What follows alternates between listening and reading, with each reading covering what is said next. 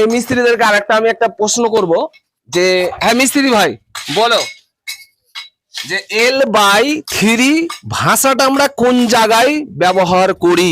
রাজমিস্ত্রির কাজের ক্ষেত্রে ভাষাটা L/3 ভাষাটা আমরা কোথায় ব্যবহার করি? না বলো। ওটা আমাদের জানা নেই, কোথায় আছে বলতে পারবো না, কিন্তু চিন্তা ভাবনা করে বলতে হবে, এখনো সঠিক বলতে পারবো না। তাহলে যাই হোক এই 5 দিয়ে দিয়েছে, অবশ্যই কমেন্টে বলবেন। আমি নেক্সট মিস্ত্রিকে জিজ্ঞেস করব যে L/3টা কোথায় ভাষাটা ব্যবহার করা হয়। এটা তো দাদা আমাদের সঠিক জানা নেই। হ্যাঁ তো এই জিনিসটা কোথায় ব্যবহার করা হয় কিবা কোথায় জিনিসটা ব্যবহার হয় আপনারাই কমেন্টে একটু বলে দিবেন।